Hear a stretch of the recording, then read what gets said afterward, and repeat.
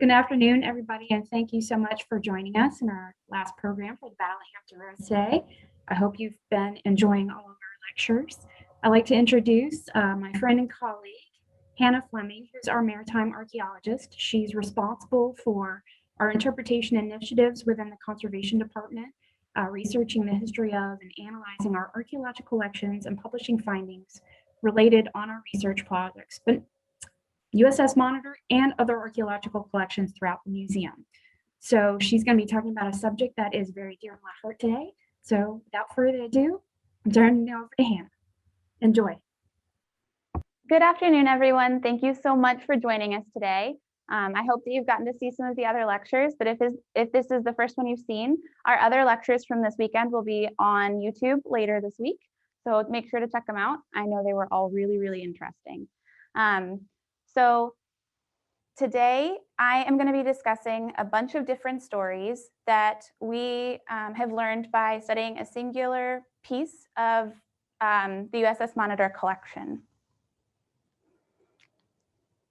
This talk really begins in 2002 on the last day of the archaeological season. NOAA archaeologists and Mariners Museum staff were excavating in the turret on the ceiling, and in between the ceiling rails, they found several fragments of glass. When looking at the interior of the turret, this is the ceiling. These pieces were found about here. They were recorded, recovered, and placed in water until they could be treated. And when treatment was undertaken, conservators found that the pieces fit together. When they were put together, they showed a molded image of a phoenix on the bottle and the word Resurgam written underneath. So what is this? One of the staff members, Tina actually, was really excited because immediately she recognized the motif because we have a bottle in the museum collection with the exact same imagery on it. So because we have a bottle in the collection, we are actually able to use that actual complete bottle to look at bottle morphology, and that can help us identify a date range for when this artifact was created. A lot of the morphological details were absent on the Monitor piece just because of the fragmentary nature. So we found that the mold line that ran down the neck and body and onto the base, and this mold line means that it was created in a two-part mold. This is a process that was used for blowing glass as early as the 1st century AD, which is not a super helpful date range. Because the mold line does not continue onto the finish, which is this upper part, this upper lip part here, we can say that the finish was added later, and that means that this was probably done before 1915. And then on the bottom, this circular bit here is called a Pontil Scar. The presence of a Pontil Scar means that it was most likely made before 1870. This date range is obvious for USS Monitor's bottle because the ship sank in 1862. So obviously it was made before 1870. And since our beginning date range is the 1st century AD to 1862, isn't really a helpful date range. So we're really lucky that this bottle can be narrowed down, the date range can be narrowed down more on the company's history and the imagery that's included on it. Research suggests that this phoenix motif was probably only done by one producer of glassware in the 19th century. So there are examples that have variations in the imagery, but they're very slight. It would have been from whoever was engraving in the mold. Their artwork's a little different. So that means that there is definitely more than one mold for this specific imagery, but it's all done by the same glass company. The obverse side of our bottle, the Monitor bottle, which is absent, is probably a molded anchor with Baltimore Glassworks and a stylized pennant flag surrounding it. And we know that because of the actual bottle, that there are lots of examples that still exist. We have one in the collection, but there are multiple, and all of them have this anchor and pennant flag design on the obverse side. So we can also look at typological differences in the finishes of surviving bottles. As you can see in this image here, these are 3 of the exact same Resurgam bottles, but they have different lit finishes at the top. So this leftmost lit finish, rightmost left lit finish dates from 1845 to 1860, according to the catalog that this was published in. This one in the middle, which is very similar to our museum's example, dates between 1860 and 1870. And this one on the end also dates between 1860 and 1870. So if the catalog is correct, and those are the date ranges for these bottles, then we can say that our complete example in the museum is likely an 1860 to 1870 piece. But since we don't have any part of the finish for the USS Monitor example, we're unable to narrow down the date range on that. But we can ask some different questions as well. And perhaps where was it made can help us answer when it was made. This bottle was made by the Baltimore Glassworks. Easy enough since it's written on the bottle. And the Baltimore Glassworks was a leading glass producer and distributor in the antebellum Northeast. They were located in Baltimore, Maryland. And the company itself had a really fascinating history dating to 1759, with a lot of different buying and selling and trading and partnerships and conglomerations and splits and all of that. But really what's important for this particular story is that from about 1800 until well after the Civil War, the shop was at 32 and 34 South Charles Street, which is here in Baltimore. Looking more closely at this map, we can see that we can actually see on the map the 2 buildings in which the Glassworks was located, which is really kind of cool. This Glassworks was run by the Baker brothers and for a while, and Co. So it would be Baker Brothers and Co. for a little while, but always the Baker Brothers. The Baker Brothers were financiers and salesmen, but they were not the actual men making the glass. And to be clear, since it does have a very long history, while it's always called Baker Brothers, for a while it's owned by their father, and then later their sons take over. In 1850, some of the glass blowers and finishers split from the company to start their own business. And funny enough, they decide to settle on the street really, really close by. So they're somewhere in here. I'm not exactly sure where. By 1855, though, most of those individuals have returned to the Baltimore Glassworks. And by 1856, Baltimore Glassworks has reincorporated all of the shares from the other company. So with that knowledge, we can go back to when was it made? 1759 to 1762 is still quite a large time span. So looking at newspaper advertising can help narrow that down some. Before the early 1740s, they're only advertising window glass, which means that they're likely not selling other types of glass. In the mid 1840s, they start advertising all sorts of other types of glassware. And while their advertising continued to expand in size through time, the product line didn't really change. So this can tell us a little bit that the company probably was doing all right. The fact that they were able to advertise with larger space and more frequently in a larger variety of newspapers, although all of these examples are from the Baltimore Sun, means that they were probably doing okay. Obviously, there's more to consider in whether or not a company is doing well than just how their advertising is going. But on a very basic level, we can say that they were probably doing okay. Anyway, so this puts our date range to the mid 1840s to 1862. So we can also try to explore the maker's date from a slightly different angle and look at when the Baltimore Glassworks started using this phoenix motif. There's a really well-respected secondary source that says that this motif is representative of a fire that happened in Baltimore in 1850.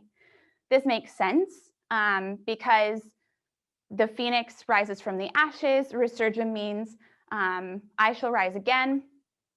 But not being one who takes secondary sources at face value. I wanted to confirm that before I said that that was a for sure thing. And the only evidence that I could find related to fire in 1850, specifically a fire in 1850 that was very destructive in Baltimore, was in relation to this bottle and this secondary source. So I'm not willing to say that that's completely accurate, but it's something. The most of the evidence that I could find about a great fire in Baltimore happened in 1904, which is where this picture is from. But that doesn't mean that there weren't fires in 1850. In fact, Baltimore had a really bad fire problem. And I know that sounds weird because when you're thinking about devastating historical events, you think about war, natural phenomenon, and fires that devastate whole cities. But this type of fire problem is a special type of fire problem. And we have to go back a little bit to understand it.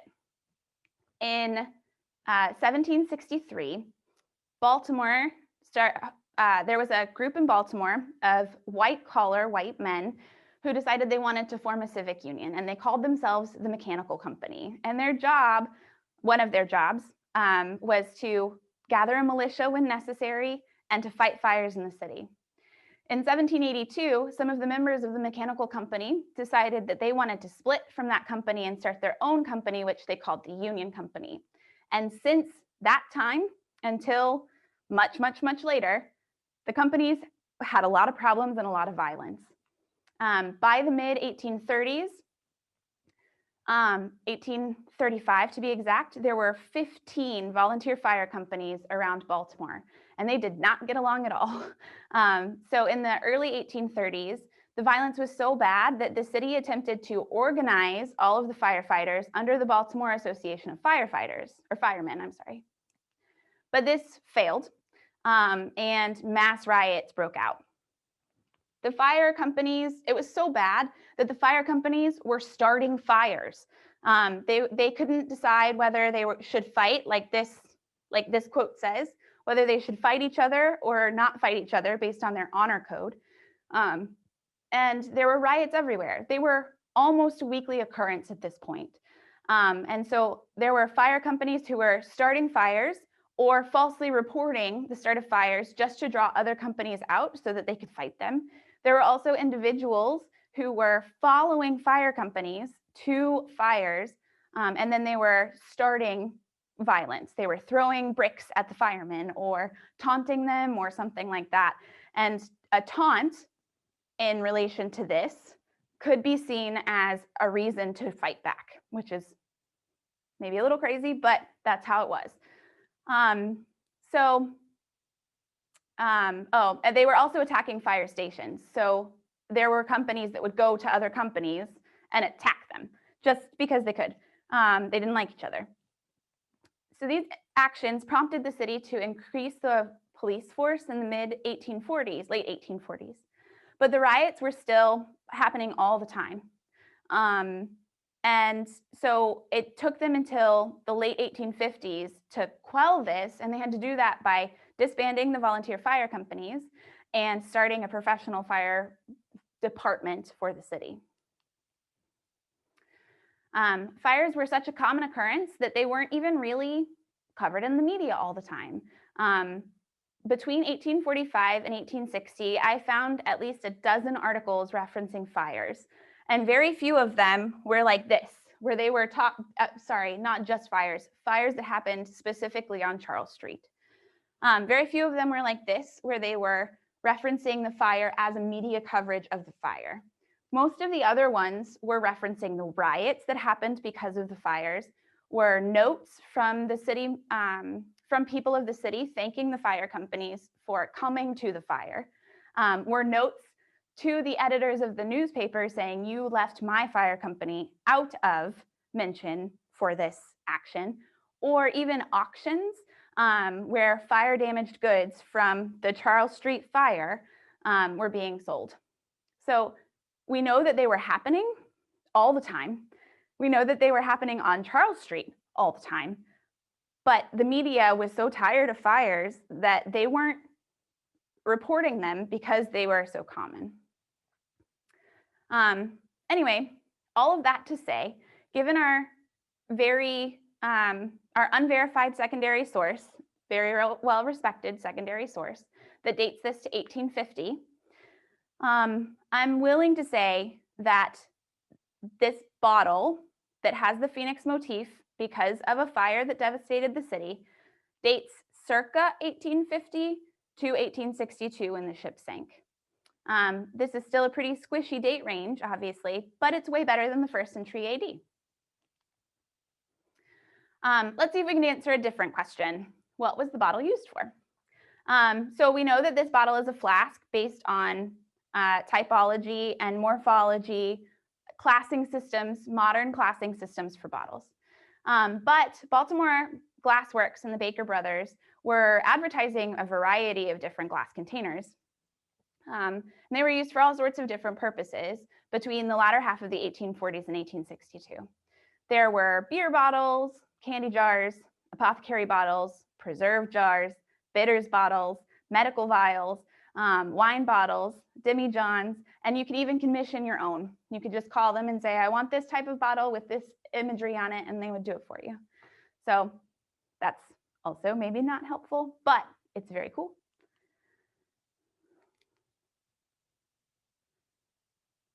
Did it? Nope. Okay. So we're back to this is a flask. It's a pint-sized flask, and based on modern classing systems, we would call this a utilitarian figure flask. And we know that that even Monitor's example is a pint size because of the size of the imagery and the size of the fragment that we have. The utilitarian part simply means that it was intended to be recycled and reused. And the figure flask part, it's classed as a figure flask. Let me get out of the way real quick. It's classed as a figure flask because it depicts symbology and or a slogan on it. Baltimore Glassworks made a lot of flasks in different designs to attract a whole assortment of audiences. It's unsurprising that this bottle attracted sailors because of the anchor motif on the back. And so then, because this was something that was advertised to the everyday person, and it was for whatever use you wanted it for, the question becomes, what do you use your water bottle for? Or your canteen, or if you have one, a flask. The answer is probably a liquid, but you probably have used a variety of liquid in those things, right? Coffee or iced tea, water, maybe alcohol, probably alcohol, any sort of liquid. As a mom of a 4-year-old, I've definitely used water bottles for snacks. This probably, because of the mouth size, wouldn't have been super useful for snacks, but you can't rule it out because our piece is fragmentary and doesn't have any remains inside. However, it is important to note that by classing, these are really considered liquid or liquor flasks. So then let's try a different question. I know, lots of questions. Who could have owned this bottle? I show this ad because while it doesn't look a lot different than any of the other ads that I've shown, this one is from the Richmond Dispatch in 1860. That means that Baltimore Glassworks was advertising everywhere, even in the South prior to the Civil War, and again after the Civil War. Sorry, I was reading the chat. Anyway, prior to the Civil War, this was being advertised everywhere. I used this particular ad because it's close to us, but this was not the only one I found. It really was being advertised everywhere, which gives everybody access to this bottle. So the short answer to whose could it be is literally anybody's. It was a popular design, it was mass produced, and it was marketed to sailors. There were definitely sailors on board USS Monitor who would not have splurged for such a comfort item because all of the basics were provided by the Navy.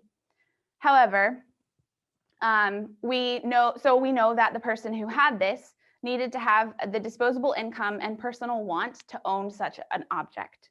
But given personal agency and the inability for us to say with certainty what every single sailor was thinking and what they thought was important, we can't say whose it was, or even rule out somebody. We do know that George Gear was mailing his wife, asking her to send him stuff that he could sell. So he asked for containers, specifically boxes. I don't remember reading anything about glassware, but he asked her for containers, soap, pencils, paper, and all sorts of other bits and bobs that he could sell to the other sailors to make a little extra cash. And then when sailors went to port, they would have all sorts of options for comfort goods. What we can say for sure is that at least four of Monitor's crew members were personally connected to Baltimore. I say at least 4 here because I didn't go into every single sailor from USS Monitor's history to find out where all their previous addresses were. These 4 are simply based off of men whose address was in Baltimore in a census year or who were born in the city. And these 4 were Samuel A. Lewis, John Atkins, Robinson Hands, and Mark Sundstrom. Real quick, I want to talk about John Atkins. Well, you'll understand in a second. I want to talk about him first. John Atkins enlisted in February of 1862, and he was an original crew member on USS Monitor, but he deserted the ship on March 4th, which means that it was probably not his bottle, at least at the time of sinking.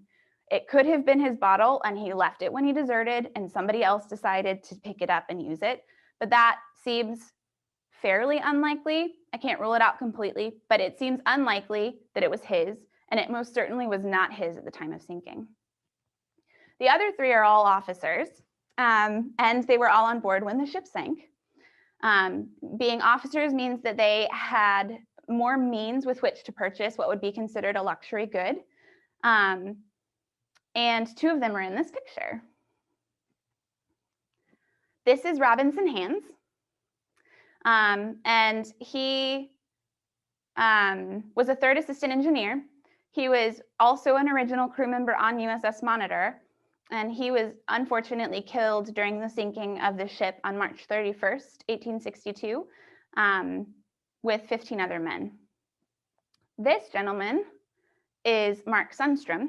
He was also a 3rd assistant engineer, and he was original to Monitor's crew as well, but he survived the sinking and went back to Baltimore after the war and worked as a clerk. Our 3rd person, 3rd Baltimorean officer, we don't have a picture of, but we do have 3 artifacts associated with him. This is Samuel Auggie Lewis, and we know that these silverware are his because his initials are in the handles here, and he's the only one with those initials. So it is possible that other personal effects of his came up with the ship. Just to be clear, because I've said it for everybody else, he was also a 3rd assistant engineer. He joined the ship in October, and he was also killed in action during the sinking process. In fact, there are accounts that talk about him particularly during the sinking because he was so seasick, he stayed in his bunk, and most people left him there, and that was the last they saw of him. So that doesn't mean that he didn't work up the courage to get up and move, but he did say to one of them that he was just going to stay there. So as an archaeologist, I then ask, is there an association between his 3 objects, the 3 objects we know for certain are his, and this glass bottle? Could they be locationally associated in any way? And as a refresher, this is where the glass fragments were found. And here are the general locations of his silverware. So no, they're too scattered for association, but this does speak to how turbulent the sinking process was. If 3 of his objects ended up in completely radically different parts of the vessel, or well, the turret, I guess, it's not the whole vessel, then there's nothing saying that this up here couldn't be his. So, real quick, what have we learned about the bottle? It's a flask. Hooray. It dates from circa 1862 to, circa 1850 to 1862. It was owned by somebody with the means, motive, and opportunity to purchase it. And it likely held a liquid or multiple liquids. In other words, we didn't answer any of the questions that we asked. And that's okay. It's kind of normal in archaeology. We did, however, inform multiple storylines when we looked closely at this singular artifact.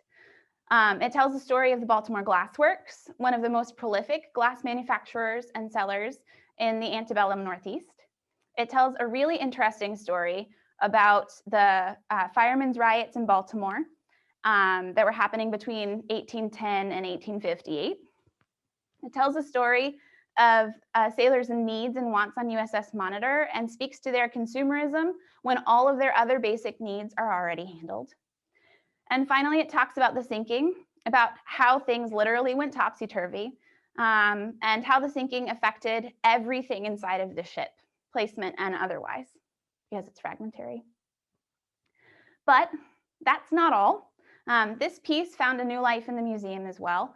It's been really awesome to have it here so that we can show it off, we can research it, and we can make comparisons. And we even had a local glass blower study it and make a replica. This is my personal replica that lives in my house, so that's my house. And I have it here as well. It's very sturdy, it's lovely. On top of all of that, this piece is still really inspiring. How cool is it that it was the last piece found during the archaeological season in 2002? How awesome does that, how wonderful is that story to understanding the whole ship's history, right? It was the last piece found in the archaeological season in 2002. You find a phoenix on it and you realize that it's talking about the ship's rebirth as well. It has a whole new life at the museum. It will forever be one of my favorite objects. And like Tina said, it's one of hers as well because of that type of heart to the story. Thank you very much. I'm happy to answer questions if you have them. I think somebody else is going to take over. Yes, we will. So everyone, we just want to remind you, of course, that you can ask questions in the Q&A box if you have not yet done so. But we do have a question that we'll go ahead and start off with, Hannah, and that is, were any other bottles recovered from the Monitor? We do. We have a lot of other glass pieces in general, but some bottles as well. Most of them are also fragmentary. Just to give you a brief idea of some of the bottles we found a Gray's hair restorative bottle, which John talked about in his lecture yesterday, and I encourage you to listen to that if you haven't already. We also found a bitters bottle that is shaped like a log cabin at the top. It's very cool. There was a relish bottle that still had relish inside. There were mustard and ketchup bottles as well. So we have, and a ton of apothecary bottles. So we had medical vials and personal goods, and then also comfort goods for the crew that probably were purchased by the U.S. Navy. They say U.S. Navy on them. I think we've got one more question here. Let me see where that is. There you are. What other personal artifacts were found on the Monitor? We have a little over 30 pieces of silverware. We have boots and combs. We have, I'm racking my brain, sorry. It's likely that the bitters bottle and the hair restorative were both personal effects of somebody. We have pencils and a leather book cover. As I'm sure you're all aware, there were two sailors found on board as well. And on one of them, we found a wedding ring, and there were also pocket contents on one of them, including a couple of coins. And actually one of Samuel Auggie Lewis's pieces of silverware was in that pocket too, although all of our osteological research and DNA research just suggests that that was not Samuel Auggie Lewis. Great. And this isn't a question, but I just want to throw that out there. This person is spot on. They said, Hannah obviously enjoys her work and is good at it. Oh, thank you. I do enjoy my work.